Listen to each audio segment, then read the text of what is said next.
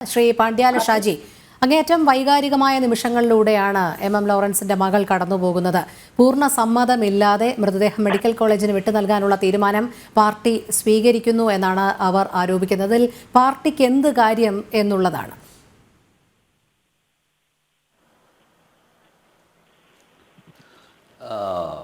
Madam, ഇതിനകത്ത് സത്യമെന്നാൽ ഇതിനൊക്കെ വളരെ വിഷമകരമായ സംഭവമാണ്. പിന്നെ ആ മകളുടെ ഒരു അഭിപ്രായത്തെ പരിഗണിച്ചാൽ പാർട്ടിയുടെ എന്ത് അഹന്തയാണ് തകർന്നു പോവുക? പ്രാഥമികമായ ചോദ്യമാണ്. എന്ത് അഹന്തയാണ് തകർന്നു പോവുക? ഇവരുണ്ടാക്കിയിരിക്കുന്ന ഏത് ഹലോ, കേൾക്കുന്നില്ലേ? കേൾക്കുന്നില്ലേ? ഹലോ, കേൾക്കുന്നുണ്ട്. ശ്രീ പാണ്ഡ്യാല ഷാജി, തുടർന്നോളൂ.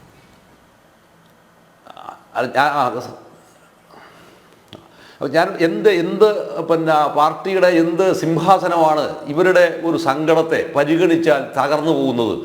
അങ്ങനെ തകർന്നു പോകുന്നതാണ് പാർട്ടിയുടെ എന്താ പറയുക ഗോപുരമെങ്കിൽ ആ ഗോപുരം തകർക്കപ്പെടേണ്ടതാണ് എന്ന അഭിപ്രായക്കാരനാണ് ഞാൻ വിശ്വാസിയല്ല.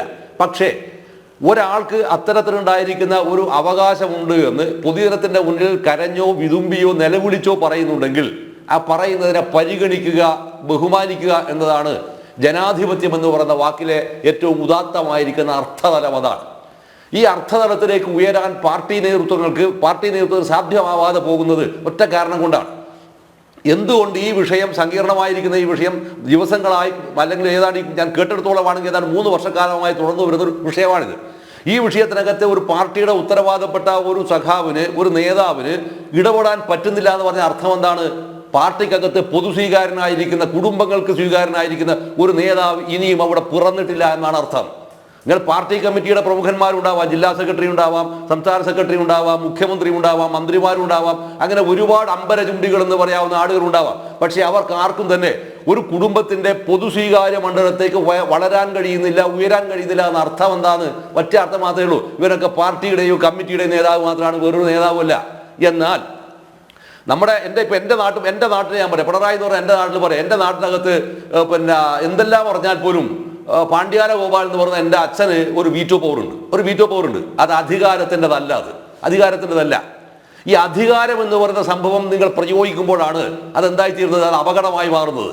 ഞാൻ പറയാം, മലപ്പുറത്ത് ഏത് കുടുംബത്തിനകത്തെയും വിഷയത്തെ ഇടപെടാൻ പറ്റുന്ന ഒരാളാണ് ഇന്നും ജീവിച്ചിരിക്കുന്ന സഖാ പാലോളി മുഹമ്മദ്. ഏത് കുടുംബത്തിനകത്തും, അത് either Hindu or Muslim or Christian, ഇതിങ്ങനെ ഇടപെടാൻ മാത്രമുണ്ടാകുന്ന ഒരു വളർച്ചയിലേക്ക് നിങ്ങൾ ഉയരുമ്പോഴാണ് നിങ്ങൾ പൊതുകാര്യ പ്രസക്തനായിരിക്കുന്ന ഒരാളായി അല്ലെങ്കിൽ ജനനേതാവായി വളരുന്നത്. അതിൽ ജാതിയില്ല, മതമില്ല, ഭാഷയില്ല, ദേശമില്ല, രാഷ്ട്രമില്ല, ഒരു മണ്ണാങ്കട്ടയുമില്ല. ഈ ഇല്ലാത്തൊരവസ്ഥയിലേക്ക് ഉയരാനും വളരാനും കഴിയാതിരിക്കുമ്പോൾ നിങ്ങൾക്കുള്ളത് എന്ത് മാത്രമാണ്? ഔപചാരികമായിരിക്കുന്ന അധികാരത്തിന്റെ മേലെയാണ് ഈ കാണിക്കുന്ന എല്ലാവിധ അപഭ്രംശങ്ങളും സംഭവിക്കുന്നത്. ഈ ഔപചാരികമായിരിക്കുന്ന അധികാരത്തിന്റെ സംഭവം നിങ്ങൾ ആരോപിക്കേണ്ട സംഭവം എന്ന് പറഞ്ഞാൽ, ഡോക്ടർ ഷിവാഗോ എന്ന് പറയുന്ന വിഖ്യാതമായിരിക്കുന്ന വിഖ്യാതമായ നോവലുണ്ട്. ആ നോവലിലെ ഒരു കഥാപാത്രത്തിന്റെ ഒരു കുട്ടിയുടെ സങ്കടത്തിന്റെ മേലെയാണ് മഹത്തായ സോവിയറ്റ് യൂണിയൻ പിന്നീട് 1990-ൽ തകരുന്നത്. ഇങ്ങനെ തകർക്കപ്പെടുന്ന സംഭവത്തിൻ്റെതായിരിക്കുന്ന ചിത്രങ്ങൾ സാർവദേശീയ രാഷ്ട്രീയത്തിനകത്ത് വളരെ ഗൗരവതരമായി ഉയർന്നു വരുന്ന ഒരു ചരിത്ര പശ്ചാത്തലം നമ്മുടെ മുമ്പിൽ അനുഭവത്തിൽ കിടക്കുമ്പോഴാണ് നമ്മൾ എന്ത് ചെയ്യുന്നത്? ഈ ഒരു സംഭവം അത് മാത്രമാണോ? സഖാവ് എം ലോറൻസിനെ പോലുള്ള ഒരാളുടെ കുടുംബത്തിനകത്ത് ഒരു വിഷയമുണ്ടായാൽ അത് പാർട്ടി ചെവി അറിയാതെ പരിഹരിക്കേണ്ടതാണത്. ചെവി അറിയാതെ ഇത് പരിഹരിക്കണം. അത് പരിഹരിക്കാതിരിക്കുന്നിടത്ത് വരാവുന്ന വിഷയം എവിടെയാണ്? എനിക്ക് ഈ പറയുന്ന ഇദ്ദേഹത്തിന്റെ മകളെ എനിക്ക് പരിചയമില്ല, എനിക്ക് അറിയില്ല. പക്ഷേ ഇവർ പാർട്ടിയുമായി എവിടെയോ ഉടക്കിയിട്ടുണ്ടെന്നാണ് എനിക്ക് ഇവരുടെ സംഭാഷണത്തിലൂടെ എനിക്ക് ബോധ്യപ്പെടുന്നത്. ആ ഉടക്കിയിരിക്കുന്ന സംഭവം പാർട്ടിയുടെ അധികാരഘടനയെയോ പാർട്ടിയുടെ ഏതെങ്കിലും ഒരു നേതാവിനെയോ സ്പർശിച്ചു, അത് എൻ്റെ അഭിമാനത്തെ മുറിവേൽപ്പിച്ചു എന്ന് പറയാവുന്ന ഒരു അവസ്ഥയിലേക്ക് അത് മാറുമ്പോൾ സത്യത്തിൽ എത്രമാത്രം അസംബന്ധമാണ് ഈ സംഭവം, എത്രമാത്രം അസംബന്ധമാണ്. ഇത്ര അസംബന്ധങ്ങൾ ഉണ്ടാകുമ്പോൾ തിരിച്ച് ഞാൻ ഇതിനകത്ത് വെറും ഗൗരവപരമായ സംശയം, രാഷ്ട്രീയമായ സംശയം ഞാൻ ഉന്നയിക്കുകയാണ്. ഈ communist party of India Marxist എന്ന് പറയുന്ന പാർട്ടിയുടെ സെൻട്രൽ കമ്മിറ്റി മെമ്പറായും പിന്നീട് നടപടിക്ക് വിധേയനായി ഏരിയ കമ്മിറ്റിയിലേക്കും അവിടുന്ന് പിന്നീട് സംസ്ഥാന കമ്മിറ്റിയിലേക്ക് തിരിച്ചു വരികയും CITUവിന്റെ സംസ്ഥാന സെക്രട്ടറിയായി തീരുന്ന വളരെ സമരഭരിതവും സംഘർഷവുമായ അനുഭവ സമ്പത്തിന്റെ ഒരു പിൻബലമുള്ള ഒരു നേതാവെന്ന നിലയിൽ എം ലോറൻസ് ഉൾപ്പെടെയുള്ള ആളുകൾ എന്ന് പറഞ്ഞിരിക്കുന്ന എടപ്പള്ളി പോലീസ് സ്റ്റേഷൻ ആക്രമണമുണ്ട്. ആ ആക്രമണത്തിനെ തുടർന്ന് അദ്ദേഹം പിടിക്കപ്പെട്ട് ഒരുപക്ഷെ കേട്ടുകേൾവി പോലുമില്ലാത്ത ക്രൂരമായ മർദ്ദനങ്ങൾക്ക് വിധേയമായിട്ടുള്ള ആളാണ് സഖാവ് എം ലോറൻസ്. അതുപോലെ തന്നെ പിന്നെ സഖാവ് KC മാത്യു, അതോടൊപ്പം തന്നെ വരുന്നു മാധവാട്ടനൊക്കെ വാങ്ങിയിരിക്കുന്ന അടിയുടെ ലക്ഷം കോടി അംശത്തിനകത്ത് വാങ്ങിയിരിക്കുന്നവരല്ല ഈ പറയുന്ന പ്രമാണിമാരായിരിക്കുന്ന പലരും വന്നു.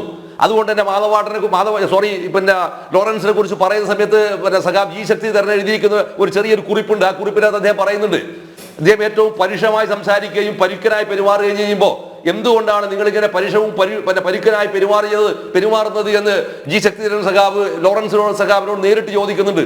ചോദിച്ചപ്പോൾ അദ്ദേഹം പറഞ്ഞിരിക്കുന്ന മറുപടി ഒരു മയമില്ലാത്ത മറുപടിയാണ് അദ്ദേഹം പറഞ്ഞതെന്ന് അദ്ദേഹം എഴുതിയിട്ടുള്ളത്.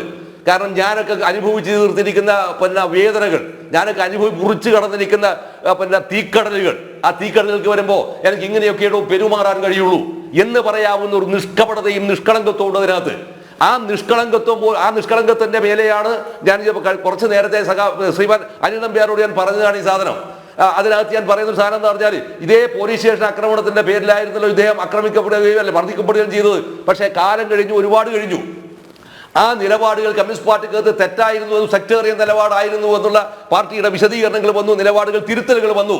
പക്ഷേ ഇതിൽ പിന്നീട് വന്നു നക്സലൈറ്റ് മൂവ്മെന്റിന്റെ ഭാഗമായി പോലീസ് സ്റ്റേഷൻ ആക്രമണം, അതോടൊപ്പം വരാവുന്ന സമരങ്ങൾ, പ്രക്ഷോഭങ്ങൾ, ഇതുപോലെ സംഭവങ്ങൾ ഉണ്ടാക്കുമ്പോൾ അവരെ ഗൺ ഡൗൺ ചെയ്യാൻ കൈക്കൊരറപ്പില്ലാത്ത രീതിയിൽ പെരുമാറാനും ശീലമുള്ളവരാണ് ആര് ഇപ്പോഴത്തെ ഈ അഭിനവ പാർട്ടി നേതൃത്വം. ഗൺ ഡൗൺ ചെയ്യാൻ അങ്ങനെയാണല്ലോ കുപ്പു ദേവരാജനും അജിതയും വെടിയേറ്റ് മരിക്കുന്നത്, കൊല്ലപ്പെടുന്നത്.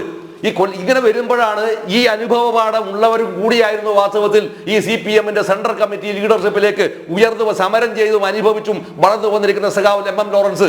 അത്തരം ഒരാളുടെ ഒരു കുടുംബത്തിനകത്ത് ഒരു വലിയ ഗൗരവതരമായിരിക്കുന്ന വിഷയം ഉണ്ടാകുമ്പോൾ എങ്ങനെയാണത് പരിഹരിക്കേണ്ടത് തിരിച്ചറിയാവാനാവാത്ത പാർട്ടിക്ക് എന്ത് അഹങ്കാരമാണ് പാർട്ടിക്കത്? എന്ത് അനുഭവമാണ് നിങ്ങളുടെ മുമ്പിലുള്ളത്?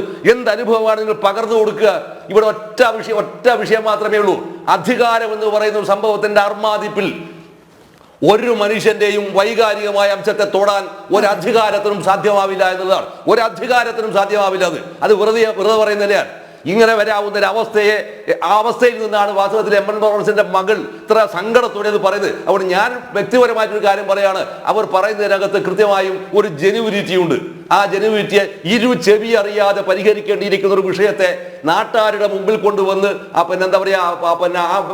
മരിച്ചുപോയ മനുഷ്യന് ഇതൊന്നും കേൾക്കാൻ കഴിയില്ലല്ലോ. പക്ഷേ അദ്ദേഹത്തെ അറിയുന്ന ആളുകളുടെ മുമ്പിൽ പോലും ഇത്രയും വേണമായിരുന്നോ പാർട്ടിയുടെ അഹന്തയും ധിക്കാരവും എന്ന് ചോദിപ്പിക്കാവുന്ന കരുണയില്ലാത്തൊരവസ്ഥയിലേക്ക് ഇത് വളർത്തേണ്ടിയിരുന്നില്ല എന്നുള്ള അഭിപ്രായമാണ് മാഡം എനിക്ക് ഇപ്പോൾ അതിന്റെ പ്രാഥമികമായ റൗണ്ടിൽ പറയാനുള്ളത് ശരിക്കും. അതുകൊണ്ട് ഇപ്പോൾ അവർ പറയുന്ന ഒരു സംഭവത്തെ അനുവദിച്ചു കൊടുക്കുക എന്നുള്ളതാണ് വാസ്തവത്തിൽ കാണിക്കേണ്ടിരിക്കുന്ന ഒരു വലിയ മര്യാദയാണ്. അതുകൊണ്ട് ഇവരുടെ ഈ പാർട്ടിയുടെ ഒരു അഭിമാനവും തകർന്നു പോവുക അല്ല ചെയ്യുക, മറിച്ച് വളരുക മാത്രമേ ചെയ്യുള്ളൂ എന്നാണ് എൻ്റെ വ്യക്തിപരമായിരിക്കുന്ന അഭിപ്രായം.